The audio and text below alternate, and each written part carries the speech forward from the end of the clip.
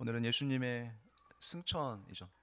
하늘의 오르사 전능하신 하나님 우편에 앉아 계시다가 이제 사도신경에 이제 예수님의 승천에 대한 신앙 고백인데, 여러분 예수님에 대해서 생각해 볼 때, 여러분 예수님은 지금 어디에서 무엇을 하고 계실까요?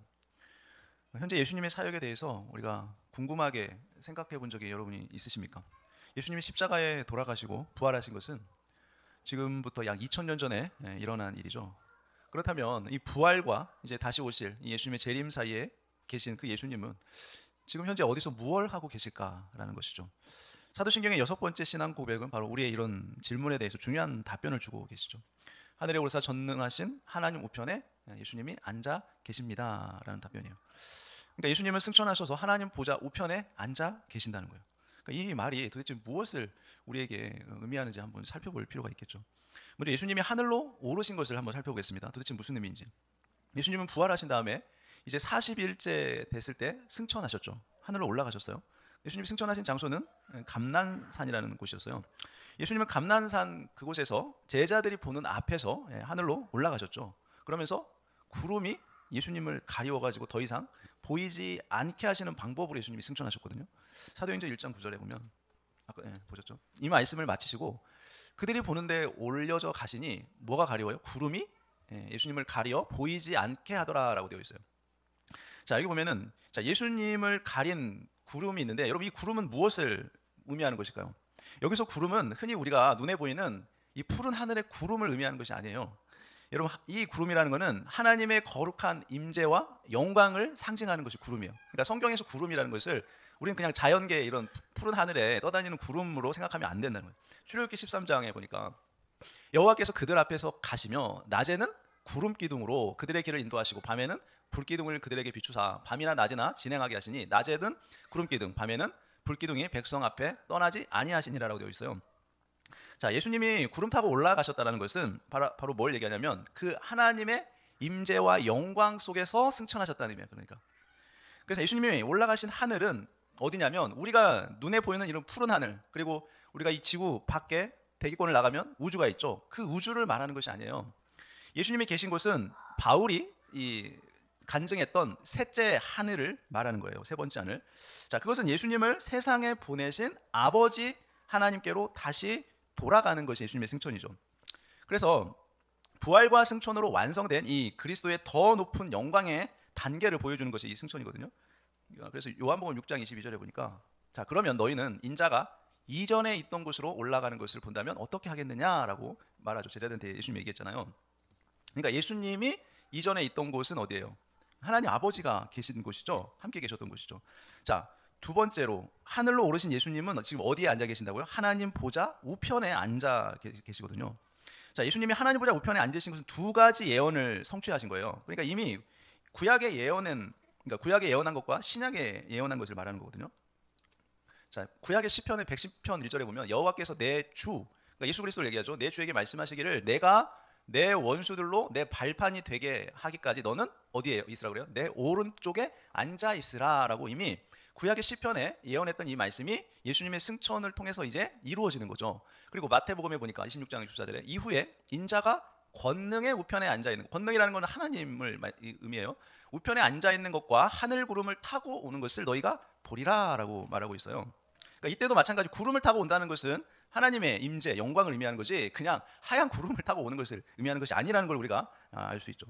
자, 그리고 나서 이제 하나님 보좌 우편에 앉았다는 것을 그래서 우리가 문자적으로 그냥 해석하면 안 돼요. 하나님 보좌 우편에 앉았다는 걸. 여러분 왜 그렇다면 하나님은 어떤 분이십니까? 영이시죠. 하나님 눈에 보이시는 존재가 아니란 말이에요. 그래서 몸을 가진 인간처럼 어디에 앉아 있거나 서 있거나 눕거나 하시지 않는 분이란 말이죠. 하나님은. 그래서 하나님 보좌에 앉으셨다는 것은 그냥 우리로 이해할 수 있도록, 그러니까 이해할 수 있도록 의인법적 표현을 하신 거지 실제로 그렇게 하신 것이 아니라는 거예요.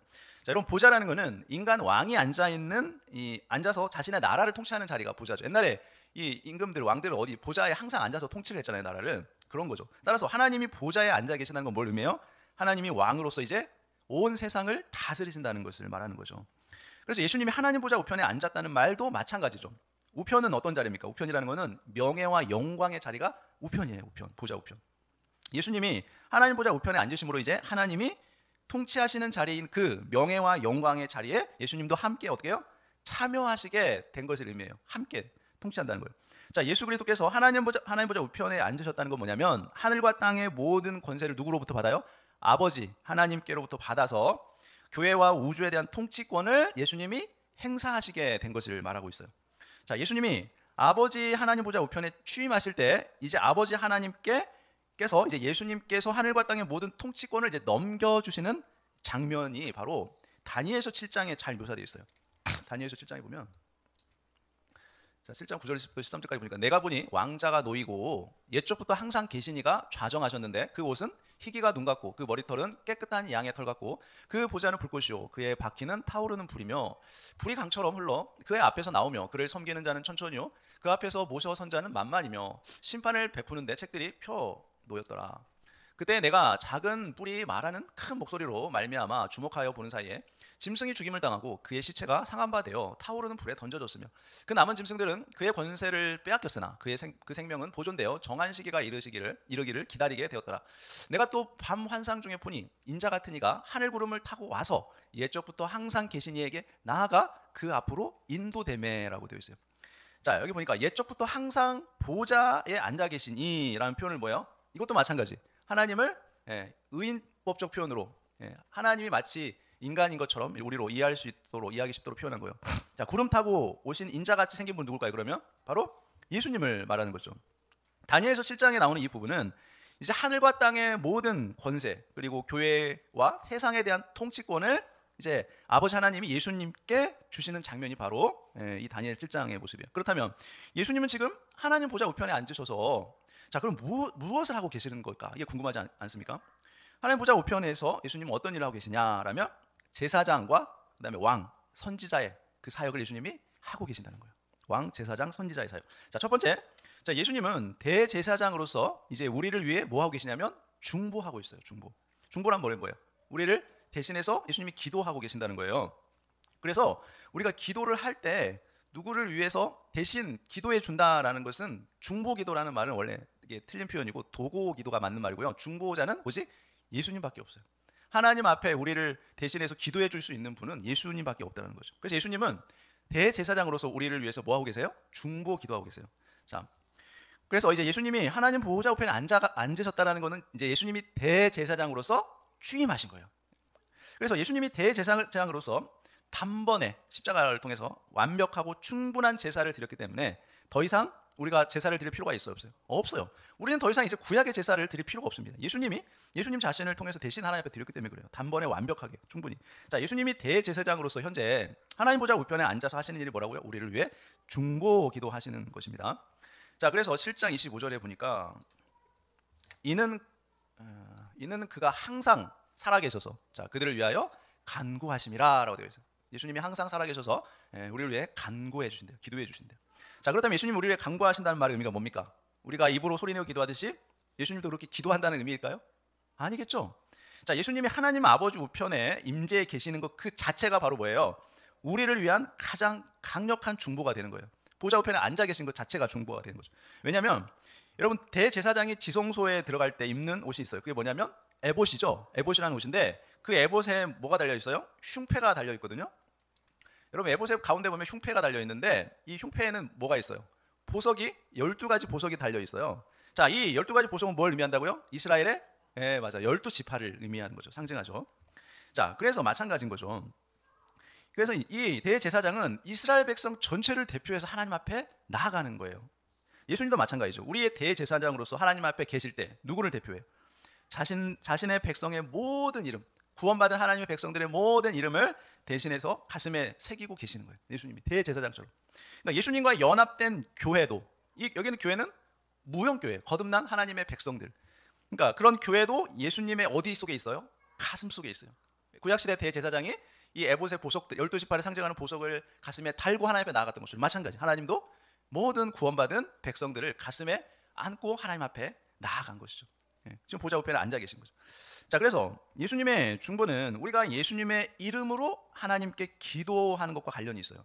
자, 우리가 예수님의 이름으로 기도하는 것은 무슨 기도예요? 우리가 성령 안에서 누구의 뜻대로, 내 뜻대로가 아니라 하나님의 뜻대로 기도할 때마다 그 기도를 누구의 것으로 간주해 주신다고요? 예수님의 것으로 간주해 주시기 때문에 우리가 예수님의 이름으로 기도할 때 하나님은 그 기도를 들어주는 거예요. 그러면 우리가 예수님의 이름으로 기도합니다라고 기도하면서도 항상 하나님의 뜻보다 내 뜻을 강구하면 여러분 그 기도가 하나님 앞에 어떻게 해요? 응답이 될까요? 안 되죠. 그렇죠. 당연히 안 되죠. 어떻게 예수님의 이름으로 기도한다면서 자신의 이기적인 욕심을 구하는 기도를 할 수 있겠습니까? 그 기도는 하나님의 응답이 안 되겠죠, 당연히. 그래서 우리의 기도는 성령 안에서 하나님의 뜻대로 기도할 때 반드시 그 기도는 응답이 된다는 거예요. 예수님의 이름으로 기도하면. 자, 요한일서 2장 1절에 나의 자녀들아 만일 누가 죄를 범하여도 아버지 앞에서 우리에게 누가 있다고요? 대언자가 있으니 곧 의로우신 예수 그리스도시라 라고 얘기하죠. 자, 그러니까 자, 예수님의 그 중보는 뭐냐면 예수님이 하나님 앞에서 우리의 변호사로 계신다는 의미예요. 변호사. 변호사는 뭐예요? 죄를 지었을 때 그 죄인을 변호해 주는 사람이 변호사잖아요. 그렇죠? 예수님이 그렇게 해주신 거예요. 예수님이 우리가 죄를 지을 때 그 죄를 변호해 줄 수 있는 변호사로서 역할을 할 수 있는 자격이 돼요, 안 돼요? 돼요. 왜 그렇습니까? 예수님이 이미 우리의 모든 죄를 십자가에서 다 짊어지시고 해결해 주셨기 때문에 그래요. 그래서 얼마든지 하나님 앞에 우리가 죄를 지을 때 하나님 앞에 변호사로서 제가 그러니까 우리가 죄를 지면 하나님 제가 저 죄를 위해서 십자가에서 다 해결했습니다. 그러니까 용서해 주세요라고 그렇게 하나님 앞에 강구하면 어때요? 하나님이 예수님을 보시고 우리 죄를 용서해 준다는 거예요. 우리를 보고 용서해 주는 게 아니에요.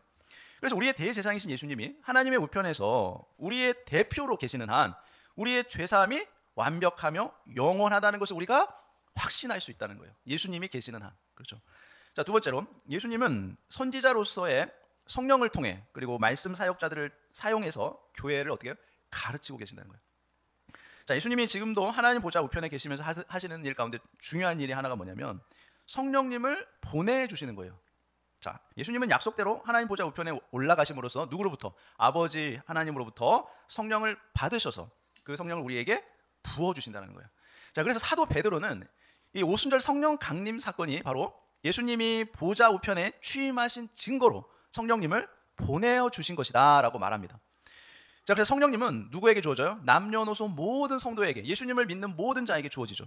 그래서 예수님이 십자가에서 승리하시고 또 부활과 승천을 통해서 하나님 보좌 우편에 앉으셔서 예수님은 성부 하나님께 성령을 받아서 누구에게 선물로 줘요? 교회에게 선물로 주셨어요. 그래서 성령님은 승천하신 예수님이 보내주시는 최고의 선물이에요. 성령님은.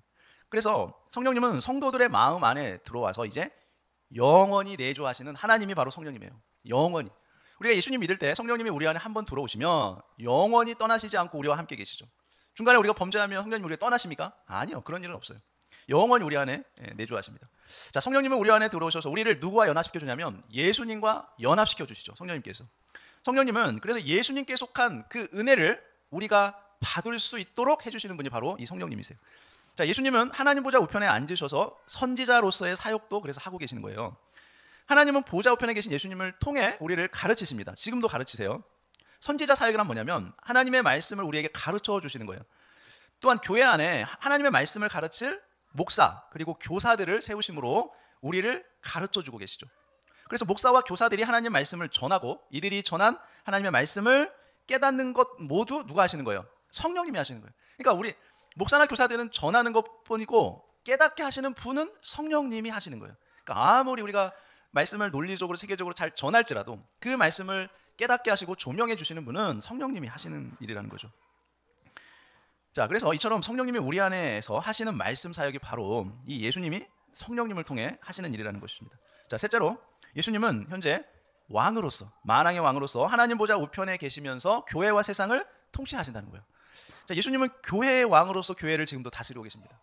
예수님은 교회의 머리 되시고 교회의 주인이며 교회의 왕이 되세요. 교회를 통치하고 계세요. 모든 지구상에 있는 교회를. 그런데 그 다스림은 세상의 통치자들과는 근본적으로 차이가 있다는 거예요. 어떻게 차이가 있어요? 예수님의 교회에 대한 통치권은 어떤 특징이 있을까요? 자, 예수님의 통치는 영적인 통치예요. 눈에 보이지 않는 영적인 통치. 자, 예수님의 통치는 영적인 눈을 가진 자만 이 예수님의 통치를 받아들일 수 있다는 거예요. 세상의 왕들은 어떻습니까? 사람들의 뭐를 다스려요? 몸을 다스릴 수 있지만 마음은 다스릴 수 없어요. 그게 세상의 왕들의 특징. 아무리 힘으로 사람들을 복종하게끔 하고 말을 잘 듣게끔 다스릴 수 있어도 마음은 절대 다스릴 수가 없어요. 그러나 성도 예수님은 어떤 걸 다스립니까? 우리의 마음을 예수님이 다스리시죠. 그래서 예수님은 영적 통치를 하시는 거예요. 예수님은 성령님을 통해 하나님을 알고 하나님을 사랑하고 순종하도록 통치하고 계십니다. 세상 왕들은 죽음으로써 자신의 통치를 어떻게 해요? 마감하죠. 세상 왕이 아무리 날고 뛴다 하더라도 그 통치는 끝이 있다는 거예요. 죽으면 끝나요. 자, 그러나 예수님의 통치는 끝이 있습니까? 없습니까? 없어요. 영원한 통치입니다. 예수님의 통치는. 세상 왕들은 물리적인 강제력을 가지고 사람들을 다스리죠. 그러나 예수님은 어때요? 현재 교회를 성령을 통해서 말씀으로 다스리고 계시죠. 예수님은 교회만이 아니라 세상과 어둠의 모든 영역을 통치하십니다. 예수님이 만왕의 왕으로서 세상을 통치하고 계시지만 아직도 여전히 어때요? 이 예수님의 왕권에 순종하지 않는 세상 통치자들이 있다는 것입니다. 또한 이런 질문들을 우리가 할 수 있어요. 전쟁, 기근, 질병, 또 각종 재해들을 한번 보라는 거죠. 아니 이런 악한 일들이 일어나는데, 이해할 수 없는 일들이 일어나는데 어떻게 예수님이 과연 이 세상을 통치하고 계신다고 말할 수 있냐라는 거죠.